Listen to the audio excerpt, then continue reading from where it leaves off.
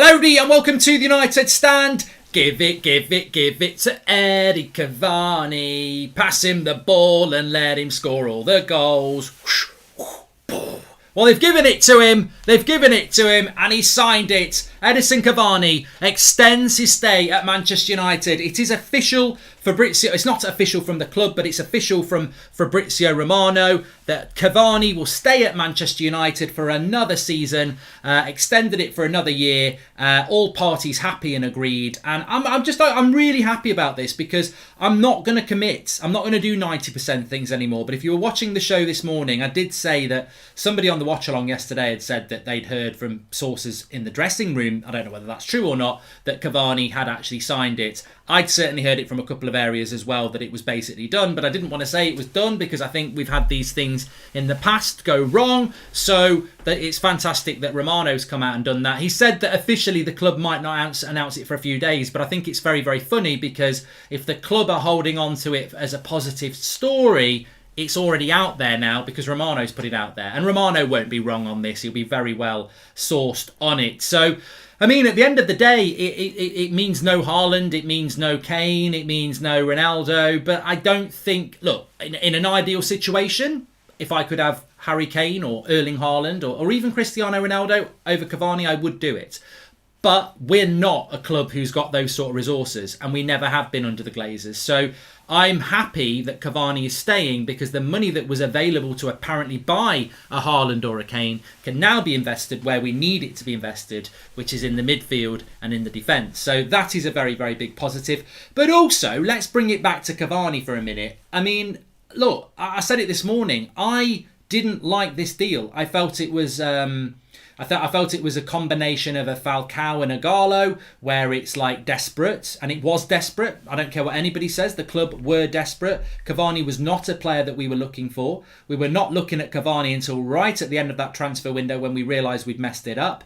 It was literally, Ollie, we can't get you what you want, but do you want Cavani? And Cavani went, and Ollie went, well, yeah, of course I will, because it's better than nothing.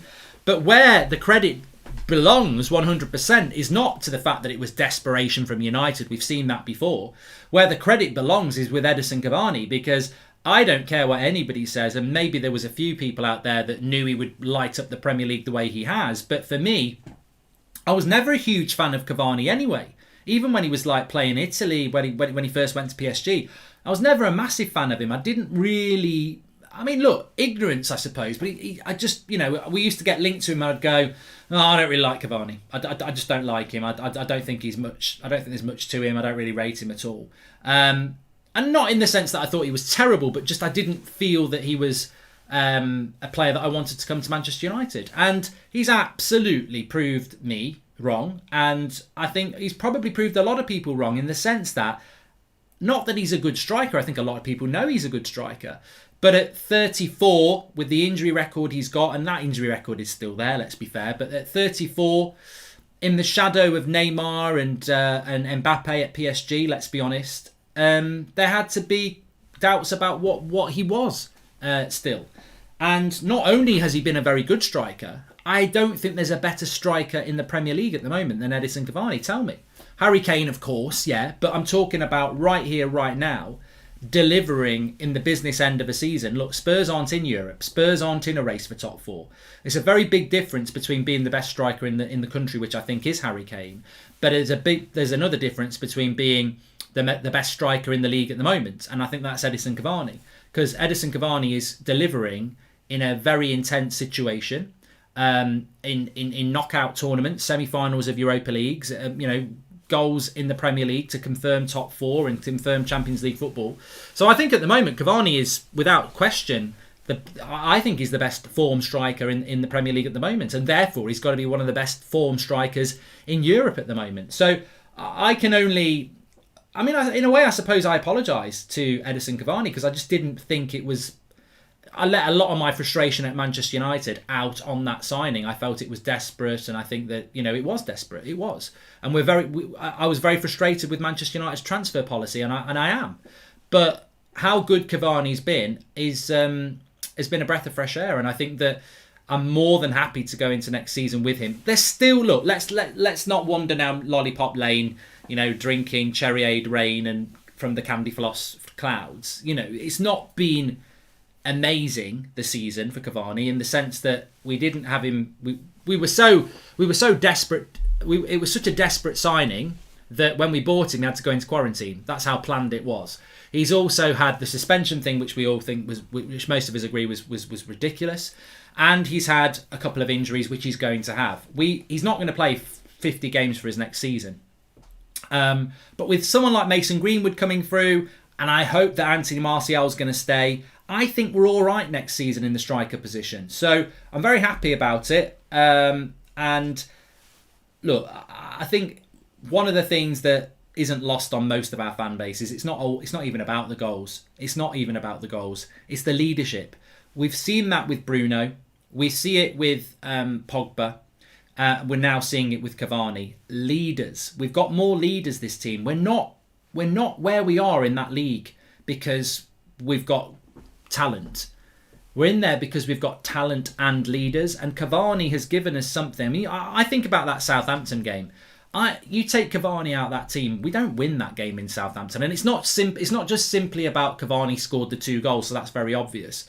The way that game was, 2-0 down at half-time at Southampton, to win it 3-2, I don't care how many crosses we put in, I don't care how many chances we create, Martial, Greenwood, Rashford, I like all 3 of those, but there's a difference between those 3 and Cavani. Cavani has been there, he's done that, he knows the movement like the back of his hand, and I think he's a leader. And I think Greenwood will be there, and he's well on his way to being that. Rashford as well. I hope Martial can be.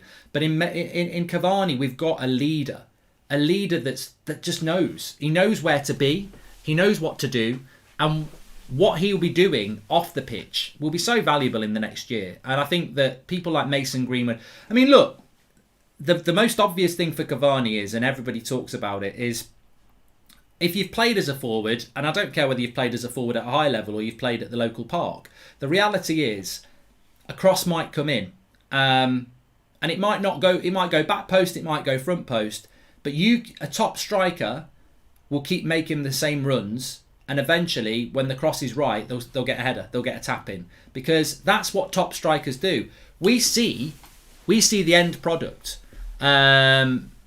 We see the end product. We see the goal and we go, what great movement. But there'll be loads of great movement that's going on that's not leading to a goal. And that's what people like Greenwood and Martial and Rashford need to learn from Cavani. It's that ability to keep making those runs. It's a thankless task at times. You know, this is what they call running the channels. It's like the same thing in the box, making these runs in the box. Defenders can't go with every run. And defenders will gamble that, you know, they've gambled, the ball doesn't go to them. And we saw it yesterday with Cavani. He makes that run that a defender can't do anything about because he's running into a space that the ball might not go to. And that's why having players, I mean, Rashford did it yesterday, Pogba's very good at it, Bruno's very good at it. This is what they're working about in training. I'm going to make this run, put the ball into that area if you can. And that's what happens at the highest level of football. So, look, very, very... And it shows stamina as well. I mean, there was... If you remember a few weeks ago, this is really important about Cavani as well. And look how interesting it is now. If you remember a few weeks ago, we went away to Milan and Ollie came out and basically said that the fitness people had said that Cavani was fit, but he decided he wasn't fit. And it upset a lot of people because it was like, piss off Cavani, get out, you know. But ultimately, I can't remember what my reaction was, so I'm not going to judge anybody else, because when you hear that a player is fit but doesn't want to play, then, you know, you feel insulted by that. So I can't remember what I said, but I know some people were very angry about it. But when you look back about it, this is the leadership qualities of Cavani. He knows his body. And at that point, he didn't know whether he was staying at the club. So he's like, you know, yeah, I can go over to Milan. I don't feel 100% right. I can injure myself and be out for 2 or 3 months for a game that I don't think I should be playing in. Very, very mature, very, very aware, very, very hard-working in training, as we've heard before, very professional, and that runs through him. So, look, I think this is a good signing. It's a good signing in the sense that Cavani deserves a year more, and it's a good signing in the sense that Cavani deserves to play in front of an Old Trafford crowd, because I think that's something that he hasn't had. But away from Cavani, I hope this means that we're going to buy players with the money that we would have spent on a striker on the positions that we need. Mark, you're a champion, and I named my career mode manager after you, says Joe Blackburn. Thank you very much. And it's such a great thing for great signing, especially for Greenwood, says Christian Lynn. Yeah, smash a like on the video for Cavani then. So it's official from Fabrizio Romano, who has said that Edison Cavani is signed until June 2022 with Manchester United. One more season. Official announcements expected in the next few days, but the deal is done and completed. Here we go. It's been completed. Cavani is accepted to stay off. Man United board and Solskjaer were pushing to keep him. Confirmed and done deal. So it is done. I expect Manchester United will come out and announce it officially at some point. They'll probably be a little bit pissed off that it's come out again, but you know, as we know with Manchester United, they leak like a sieve. Simon Stone's just come out and said it's just a matter of time before Cavani's one-year extension is confirmed by Manchester United. Option was always there, but Cavani issues now resolved. 8 goals in 7 games now. Will be brilliant for Greenwood to learn from in particular. So yeah, the people are coming out about it now, but Romano, number one with it as well. It's a 1-year deal. It's not for 2023. It's a 1-year deal, which suits everybody. That suits everybody. And I think as well, it draws a nice line out under something that we already know. Look, I'll also applaud these things because we're still in the season. This is something where Cavani could have gone, I'm going to go away, I'm going to have a little think, and I'll tell you in July. I applaud the fact that United have got this done quick. Maybe they've had to get it done quick because they've basically said you either sign it or we're going to have to get somebody else. But it's another deal done. It's another deal that we don't need to worry about. So in that sense, I'm very, very happy about it. Darren G says they're all just copying Romano. To be fair, I just think that if you're Simon Stone, Simon Peach, you know, if you're a credible UK journalist, I don't think they're going to burn their bridges with Manchester United by putting it out there when, to be honest with you, this has pretty much been... I heard about it on Friday evening and again on Saturday evening. And then somebody mentioned it in the watch along yesterday, that they'd obviously heard it as well. But yeah. But Romano obviously doesn't care. He put it out. Happy with Cavani, but hope this is a beginning, not the ultimatum. Also considering Leicester just signed Samari, why aren't we linked with Ndidi? Because why would Leicester be looking to sell Ndidi just because they bought Samari? They're building a squad. Leicester are not a team that needs to be concerned about selling players to buy players. They're a rich club themselves, so I don't think that they need to do that. I really don't think they need to do that. So very, very pleased. Romano has more contacts than British journalists, I'm sure, says Adisa.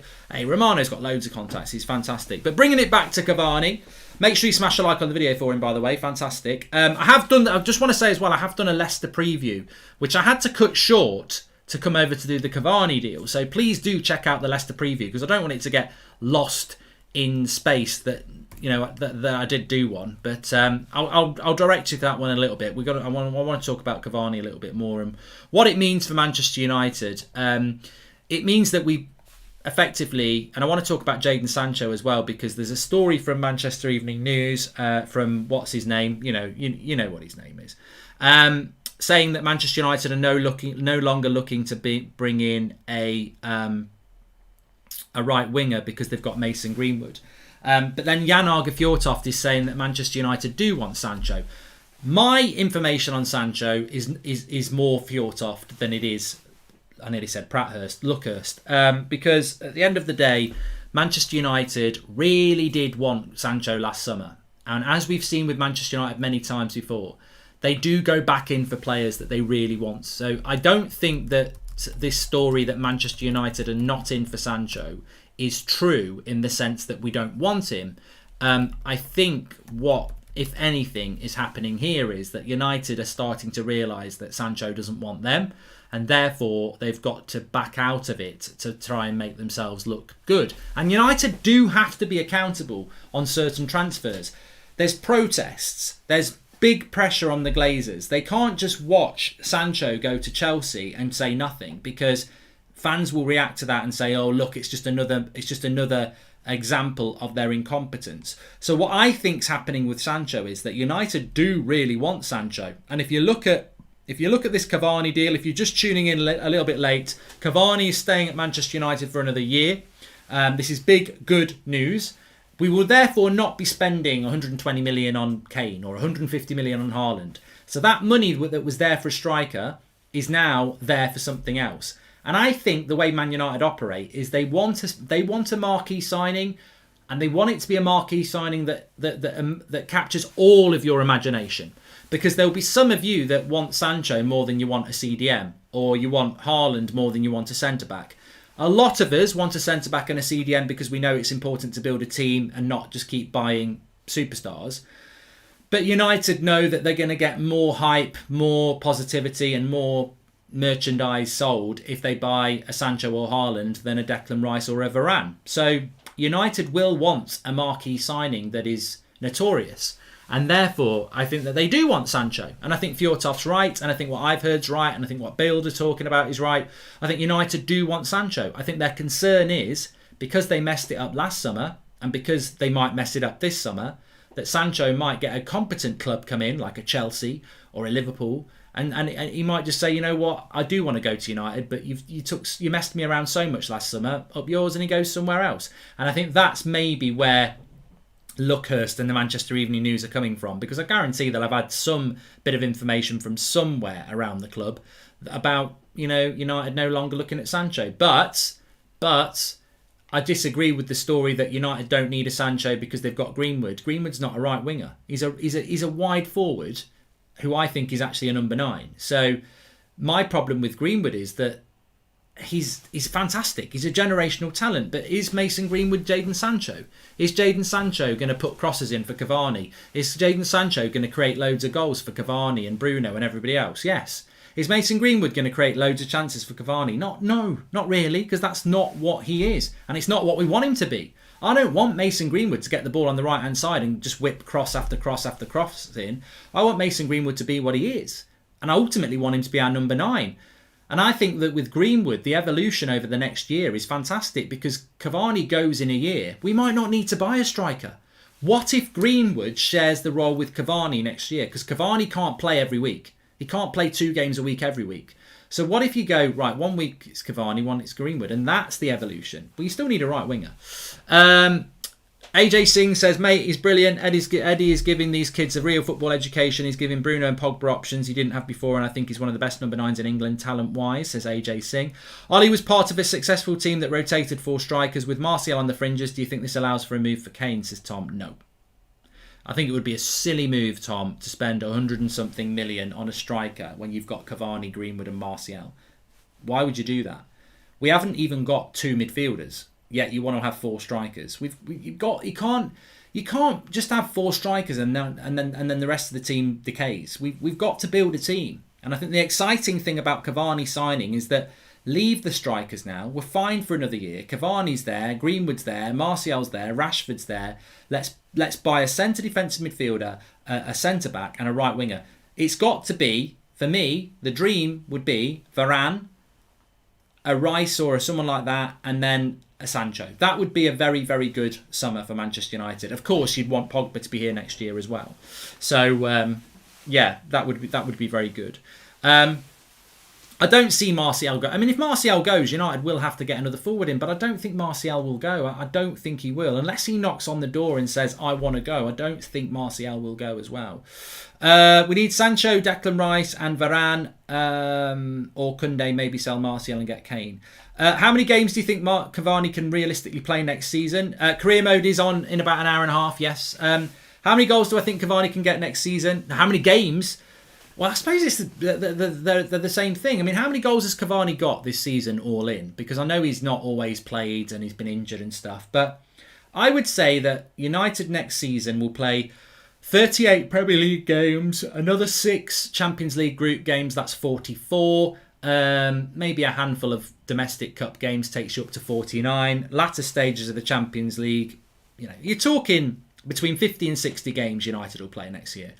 Between 50 and 60 games, so let's say 55 games. If Cavani can start 25 of those games, I'll be happy.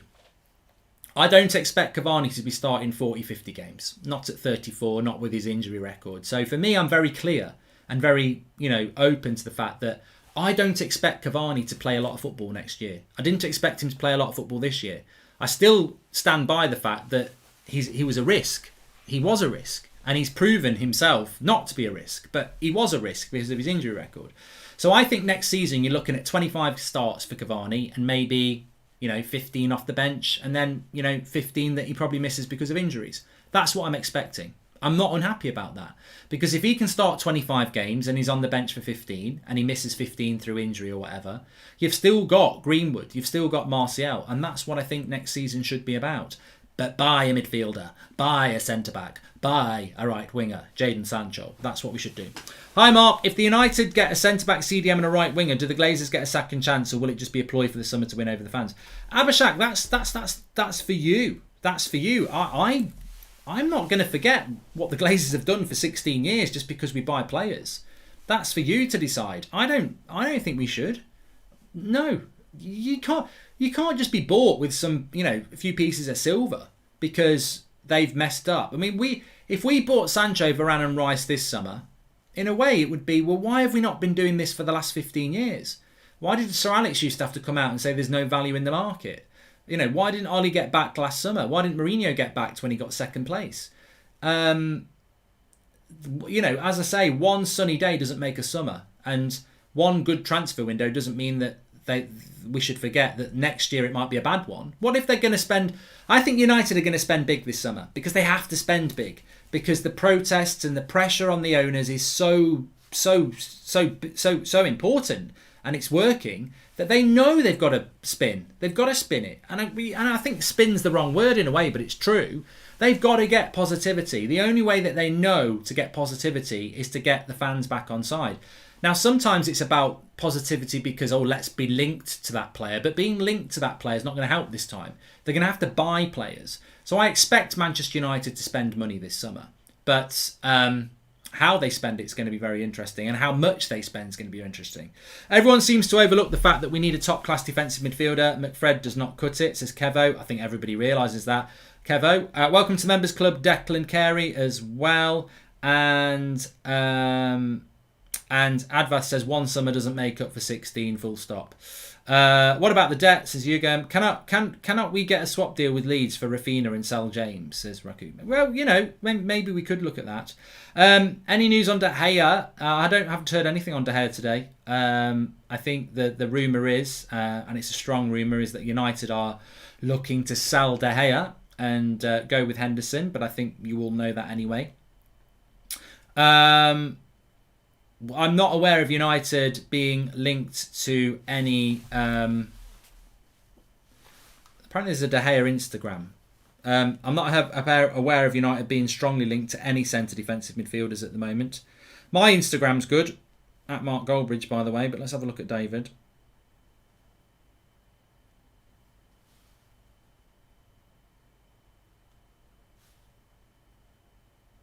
Wow.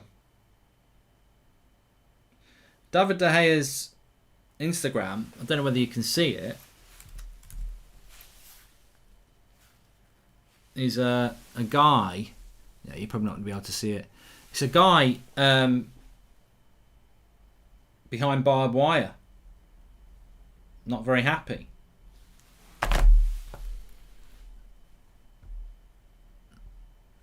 And apparently it's...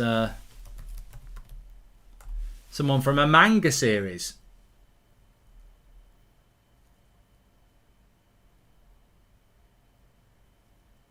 About a young ninja who seeks recognition from his peers and dreams of becoming the leader of the village.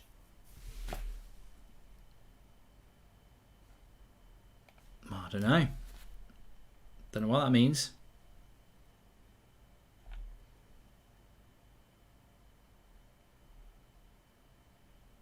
Is he dropping subliminals? People laughing. I don't what. You can laugh all you like. I clearly don't watch whatever shit it is that you lot are watching. So crack on. I watch Only Fools and Horses, but maybe it is a cryptic message. I mean, I don't need to watch it to see what the picture's all about.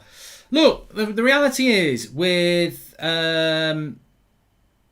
Naruto's his name, or Naruto, or Norato, or Naruto. Is that it? Being as it's probably from Japan. Naruto. Maybe it's Naruto. I don't know. I don't watch it. No normal people watch it either, says Alexander. Well, no, a lot of people obviously do watch it. I respect that, but you can't disrespect people who don't watch it.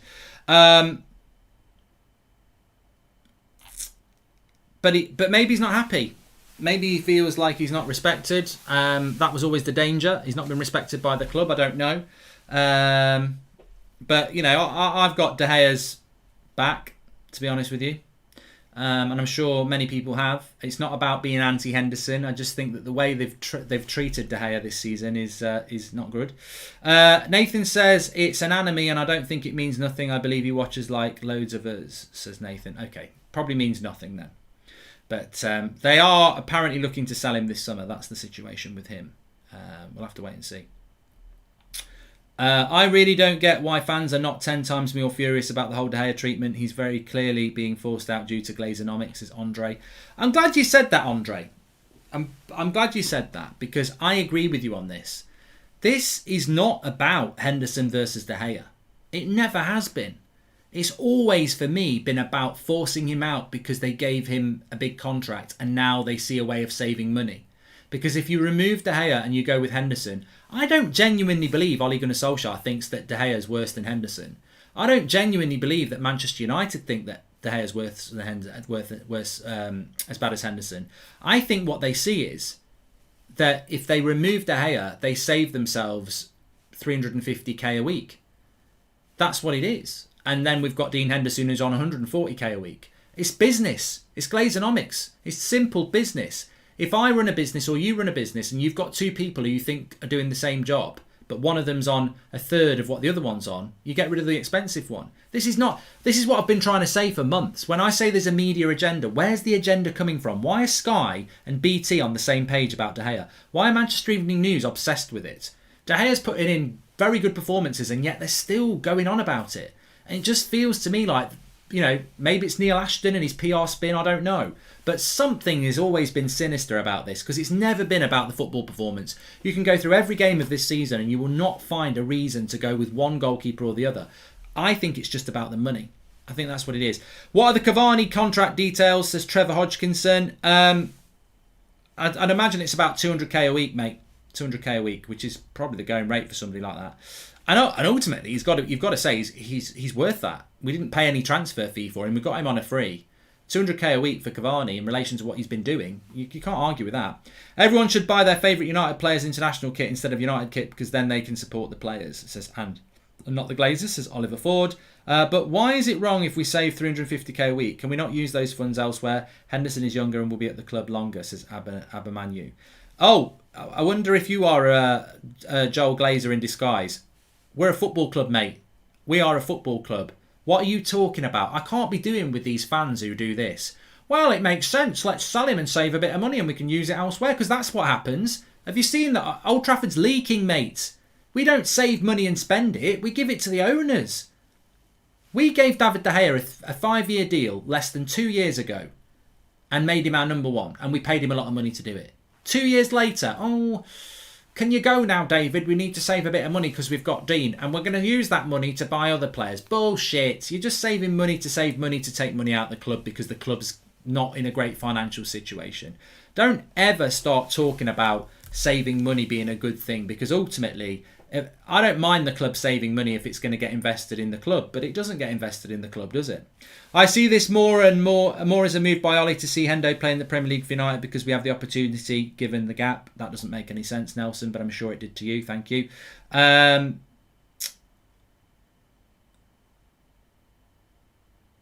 Who do you think is United's key signing going to get next season, says Michael Anderson? I don't know at the moment. I still think that Sancho's the most likely marquee signing, to be honest with you.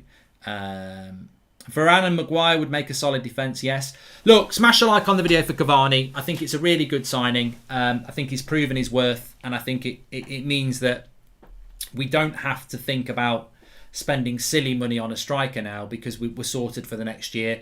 And one of the reasons I didn't want us to spend 150 million on Haaland is because I believe that Mason Greenwood can be our Erling Haaland. Like, I really believe that Mason Greenwood can be He's not ready yet, but keeping Cavani for another year allows Greenwood another year of development. And in a year's time, he's going to be 21. If Cavani goes in a year, which he will, and Greenwood's had another year, it might just be thanks for everything, Edison, and in you come Cavani. It's a combination of Glazer, Onyx and pundits looking for a world-class keeper for England, says Mr. Wallow. I think you're right on that. Anyway, we are live again at 8 o'clock tonight for the 8 o'clock show, and it is me tonight, so you can get to look forward to that. Please do check out the Man United Leicester preview. I had to stop it. So, look, please do go and watch it, because it's a good preview, and people won't watch it because we went from one video to the next. So, the link's in the video description for it. It says Manchester United versus Leicester preview. I was losing my shit a little bit there. So, there we go. I agree with you if you use the funds wisely, but I still can't see a reason to keep both goalkeepers. No, we've got to get rid of one of them, Abon. You know, I do. Allegri is currently leaving England. English that he can reject Arsenal, says Daniel. I like it. Jack and Live says, rest in peace, Candice, forever in our thoughts. Lovely comment there. And hi, Mark. What is your predicted Man United lineup for tomorrow? Links in the video description. Go and watch the preview. I was live doing the preview and I had to end it to come and do this. So check out the preview. Links in the video description. I'm back at 8 o'clock, and I'm also live on That's Football at 3:45 with my Manchester United career mode. Speak to you in a bit.